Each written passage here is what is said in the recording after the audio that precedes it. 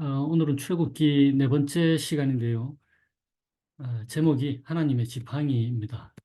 오늘 본문은 우선 하나님의 일이 무엇인지를 확인할 필요가 있습니다. 왜냐하면 바로 그것이 오늘 본문을 통해서 하나님께서 모세에게 요구하고 계시는 것이기 때문입니다. 여러분들은 하나님의 일이 무엇이라고 생각하십니까? 흔히 사람들은 하나님을 위해서 뭔가 공적을 쌓는 것, 그렇게 생각하기도 하고, 오늘 모세처럼 이스라엘 백성들을 출애굽시키는 것 같은 일, 뭔가 대단한 일인 거죠. 혹은 헌금을 하는 것, 남을 돕는 것, 혹은 선한 행실, 뭔가 의로운 일을 하는 것, 업적을 이루는 것이 하나님의 일이라고 생각합니다. 또는 좁게 얘기해서 교회 일을 하는 것이 하나님의 일이다라고 생각하기도 하고요. 성경에서는 오병이어의 표적을 경험한 군중들이 예수님께 같은 질문을 한 것을 볼 수가 있습니다. 무엇을 하여야 하나님의 일을 하는 것이 됩니까? 라고 예수님께 질문하는 게 나타나는데요. 이 사람들은 당시에 의로운 일, 그러니까 의로운 행위를 염두에 두고 질문한 거예요. 그러니까 어떤 의로운 일을 하는 것이 하나님의 일입니까? 이렇게 질문한 거거든요, 사실은. 우리도 마찬가지입니다. 나도 하나님의 일을 하고 싶은데 지금 내가 하는 것을 보면은 삶에 허덕이고 있는 경우가 있지 않습니까? 남들처럼 보란 듯이 업적이나 하나님의 이름이 드러나는 뭔가 대단한 일까지는 아니어도 기억에 남을 만한 일을 해놓고 싶은 경우가 많지 않습니까? 그리고 그런 게 하나님의 일이다라고 생각을 하기도 하고요. 그런데 현실을 돌아보면은 우리는 사실 뒷마당에 두더지 하나 제거 잘 못하잖아요. 저도 뭐 수도꼭지 하나 고치다가 공구에 부딪혀서 뭐 아파 죽는다고 하기도 하고 이렇게 살아야 하는 그런 한심하다는 생각이 들기도 합니다. 또 우리 여기 모인 사람들 대부분의 경우는 한국을 떠나온 지가 하도 오래돼서 한국어도 잘 안 되고 영어도 잘 안 되는 경우가 많지 않습니까? 그래서 나는 왜 이 모양밖에 안 되는가 하는 생각을 하게 되는 사람들이 적지 않은 것 같습니다. 어떤 경우는 오늘 모세처럼 맡은 일에 대해서 혹은 맡을 일에 대해서 능력이 모자람을 깨닫게 되기도 하고 나는 뭔가 부적합한 사람이라는 인식이 쌓여가기도 하는 것입니다. 오늘 본문을 통해서 들려주시는 이 하나님의 복음에 귀를 기울이시게 되기를 축원드립니다. 우리는 지난주에 앞장에서 하나님께서 모세에게 나타나셔서 하신 말씀을 들었습니다. 3장에서 하나님이 모세에게 말씀하시는 거예요. 이제 내가 너를 바로에게 보내어서 너에게 내 백성 이스라엘 자손을 애굽에서 인도하여 내게 하리라. 그래서 모세를 애굽으로 보내는 것입니다. 그리고는 오늘 4장에서 계속해서 모세와 하나님 사이의 대화가 이어지는 거예요. 3장에서 모세가 두 번 거부하는 말씀을 하나님께 드렸죠. 오늘 세 번째 거부하는 말씀을 하나님께 드리는 거예요. 뭐라고 하냐면은 그 사람들이 저를 믿지 않고 제 말을 듣지 않고 말할 거예요. 여호와께서 너한테 나타나지 않으셨다라고 말입니다. 사실 이 뜻은 모세가 의미하는 바는 이런 거예요.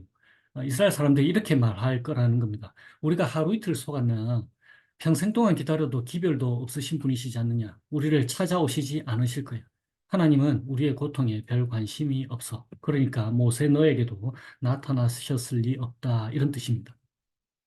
그래서 하나님께서 세 가지 표적을 보여주시는 거예요. 모세에게 나타나셨음을 증명하시기 위해서. 모세에게 묻습니다. 네 손에 있는 게 뭐냐? 지팡이입니다. 땅에 던져봐봐. 그러니까 뱀이 되는 거예요. 손으로 그 꼬리 잡아봐. 그랬더니 다시 지팡이가 됩니다. 네 손을 품에 넣어 보아라 했더니 모세가 손을 품에 넣었더니 그 손이 악성 피부병, 그러니까 나병이 걸리는 거예요. 다시 그 손을 품에 넣어봐. 그랬더니 손이 본래대로 되는 겁니다. 마지막으로 하나님께서 모세에게 나일 강물을 땅에 부어봐. 그러면 피가 될 거야. 라고 그 세 가지 표적을 말씀해 주십니다. 그런데 모세가 네 번째 거부의 말을 전하는 거예요. 그래도 제가 말재주가 없는 사람입니다. 그랬더니 하나님께서 누가 사람의 입을 지었느냐? 나 여호와가 아니냐? 이제 가거라. 내가 너의 입과 함께 있어서 할 말을 가르쳐 주겠다. 그랬더니 모세가 다섯 번째 거부의 말을 합니다. 제발 보낼 만한 사람을 보내세요. 그러니까 저는 아닙니다라는 거죠. 다른 사람 보내라. 하나님께서 그래서 크게 노하시면서 말씀하십니다. 네 형 아론이 너랑 함께 할 거다. 아론이 말 재주 있는 거 내가 다 안다. 네가 말할 때나 아론이 말할 때에 할 말을 내가 다 가르쳐 주겠다라고 말씀하시는 거예요. 그러시면서 17절에 이렇게 말씀하십니다. 너는 이 지팡이를 손에 잡고 이것으로 이적을 행할지니라. 바로 이 지팡이가, 그러니까 모세가 갖고 있던 그 지팡이가 하나님의 지팡이인 것입니다. 오늘 설교 제목인 거예요. 20절에 보시면은 모세가 그의 아내와 아들들을 나귀에 태우고 애굽으로 돌아가는데 모세가 뭐라고 되어 있냐면은 하나님의 지팡이를 손에 잡았더라라고 기록하고 있는 거예요. 지난주에도 말씀드렸듯이 모세가 애굽을 떠나온 지 40년이나 지났습니다. 애굽에서 배운 것들과는 상관없는 목축업 지금 하고 있잖아요. 그리고 애굽에서 배운 것의 대부분을 잊어버렸을 겁니다. 게다가 모세가 떠나온 공동체에 이미 그들만의 지도자들이 있습니다. 오늘 29절에 보면은 모세와 아론이 가서 이스라엘 자손의 모든 장로들을 모았다라고 되어 있잖아요. 모든 장로들, 이 사람들이 지금 현재 이스라엘 공동체의 지도자들입니다. 그러니까 애굽을 떠나온 지 40년이나 지났는데 애굽에 가서 나를 따르라 이랬다고 해보십시오. 반응이 어떨 것 같습니까? 지 혼자 살겠다고 미디안으로 도망쳐 놓고 이제 와서 지도자 행세하네. 불러온 돌이 박힌 돌 빼내네. 이렇게 말했겠죠. 그러니까 오늘 모세의 반응이 이해가 되시죠? 나는 믿음으로 그냥 가겠다라고 할 수 없는 노릇입니다. 모세가 하나님께 드리는 문제 제기는 오늘날 우리의 삶의 모습과 너무나 흡사한 거예요.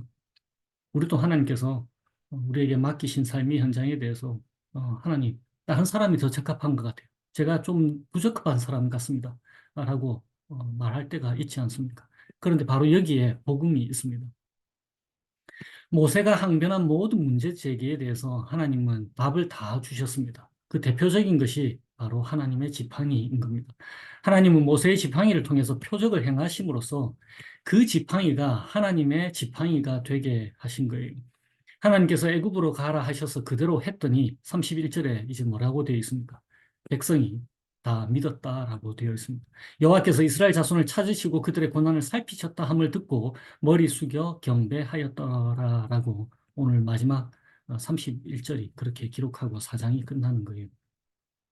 그러니까 모세가 처음 걱정하였던 것이 무엇입니까? 이스라엘 백성들이 하나님께서 모세에게 나타나셨다라는 것을 믿지 않을 것이다라는 거였잖아요.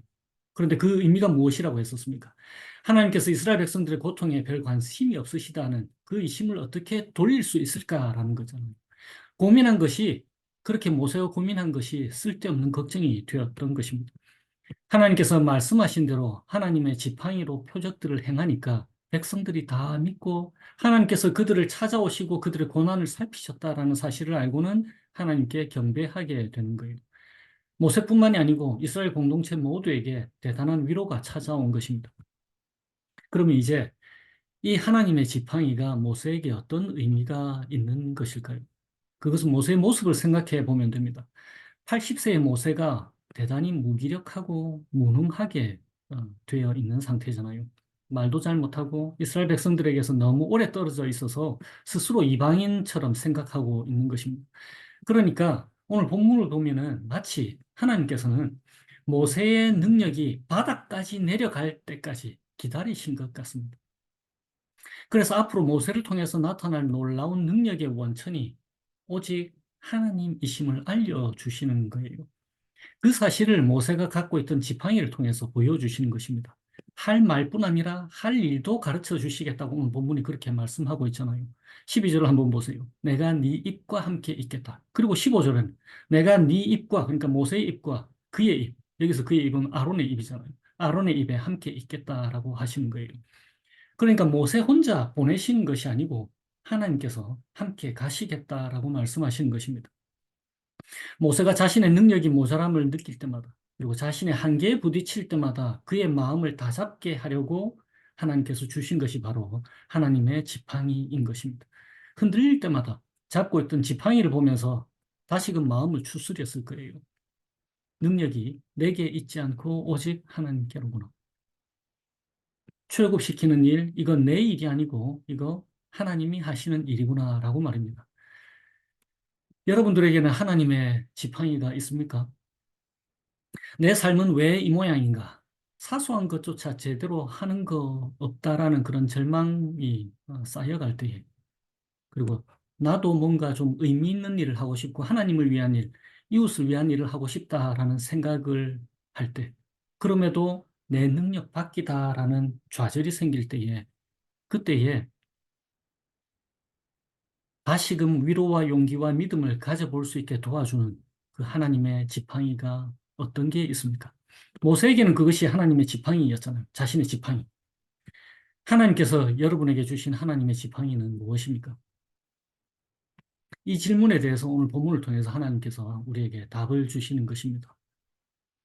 우리에게 징표로 주신 하나님의 지팡이가 무엇이 있겠습니까? 바로 우리 주 예수 그리스도이신 거예요.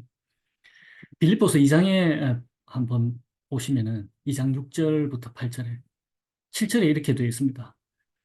6절에 그는 근본 하나님의 본체시나 하나님과 동등됨을 취할 것으로 여기지 아니하시고 오히려 자기를 비워 종의 형체를 가지사 사람들과 같이 되셨고 사람의 모양으로 나타나사 자기를 낮추셨다라고 기록되어 있는 거예요. 게다가 이사야 53장에 보면 이렇게 되어 있습니다. 예수님은 흠채도 흠모할 만한 것도 아무것도 없었다라고 말입니다. 53장 2절에 이래 되어 있어요. 그는 주 앞에서 자라나기를 연한 순 같고 마른 땅에서 나온 뿌리 같아서 고운 모양도 없고 흠채도 없은즉 우리가 보기에 흠모할 만한 아름다운 것이 없도다. 모세는 자신의 의도와 달리 자신의 전성기가 훨씬 지나서 자신의 무능함을 경험하면서 살던 때에 하나님의 능력으로 살 것을 명령받았잖아요. 오늘 본문에서. 그런데 예수님은 어떻습니까? 영원히 그분은 전성기를 갖고 계시는 분이세요. 전능하신 분이시니까. 그런데 그분께서 스스로 자신의 능력을 비우시고 연약한 인간으로 오셨다라고 성경이 기록하는 거예요. 예수님이 바로 나이 80에 모세처럼 되셨다라는 것을 우리에게 보여주시는 것입니다. 그리고는 자신의 능력이 아니라 성령의 능력으로 살아간다는 것이 무엇인지를 우리에게 나타내 보여주시는 거예요. 그래서 요한복음 14장에 이렇게 기록이 되어 있습니다.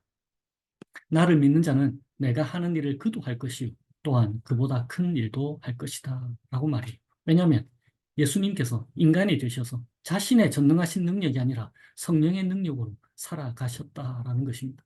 그래서 우리에게 소망이 되는 것입니다. 고린도후서의 4장에 바울이 이렇게 얘기해요. 이는 심히 큰 능력이 하나님께 있고 우리에게 있지 아니함을 알게 하려 함이라. 왜요? 우리가 이 보배를 질그릇에 가졌기 때문에. 고린도서 12장에도 이렇게 얘기되어 있습니다. 내 능력은 약한 데서 완전하게 된다라고 말이에요.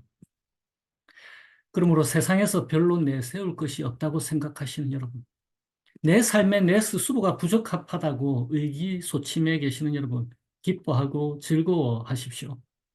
하나님께서 그런 자들을 통해서 일하기를 기뻐하시는 거예요. 자기 능력, 자기의 소유를 의지하지 않는 자를 통해서 하나님께서는 일하시기를 기뻐하십니다. 사실 우리에게 자신감을 주는 것들이 많잖아요. 그런데 그런 것들이 언제나 좋은 것은 아닙니다. 오히려 세상이 인정하는 그런 것들은 우리가 하나님을 의지하지 못하게 해주는데 도와주는 거예요. 오직 하나님을 능력의 원천으로 삼게 되기를 하나님께서 원하시는 것입니다. 그렇기 때문에 우리 주 예수 그리스도께서 우리에게 복음이 되시는 거예요. 왜냐하면 그렇게 사신 예수 그리스도께서 자신의 영이신 성령 하나님을 우리에게 주셨기 때문에 그렇습니다.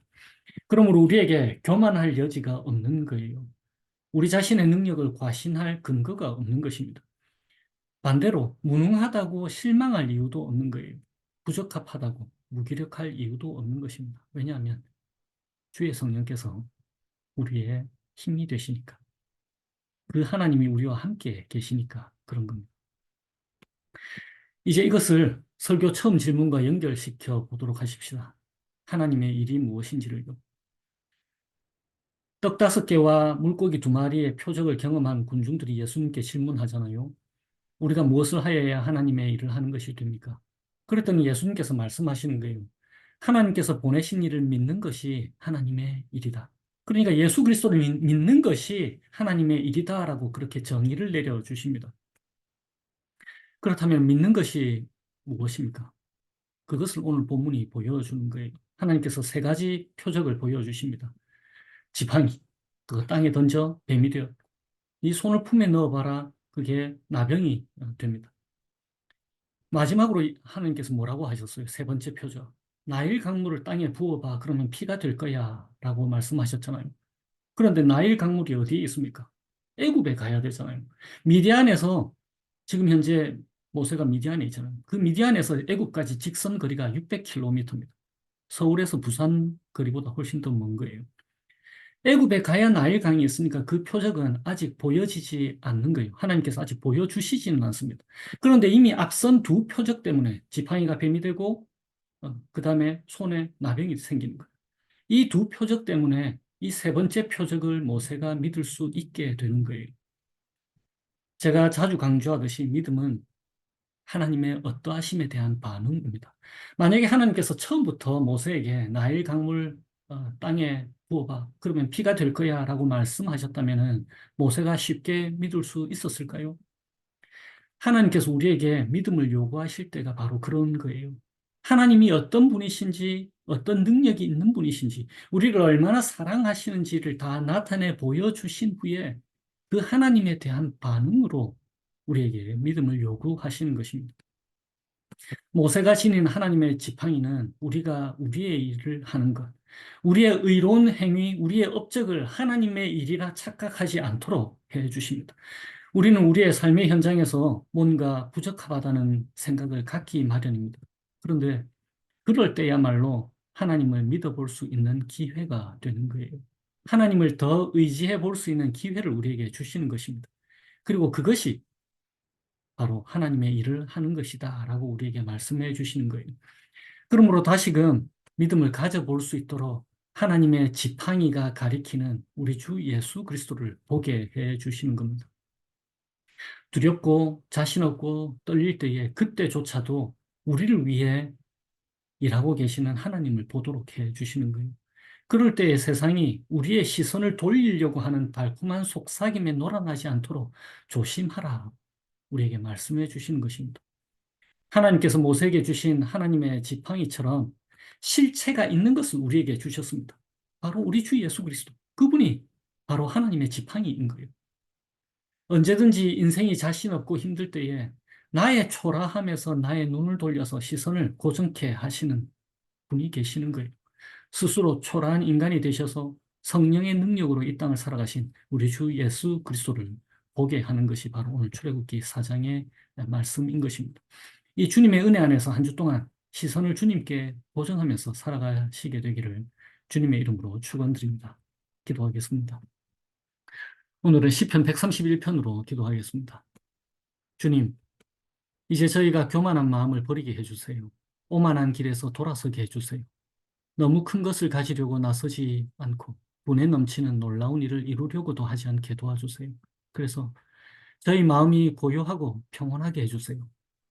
마치 젖된 아이가 어머니 품에 안겨 있듯이 저희 영혼도 주님 안에서 젖된 아이와 같게 하여 주세요. 이제부터 영원히 오직 주님만을 의지하도록 이끌어 주시기를 예수님의 이름으로 기도합니다. 아멘.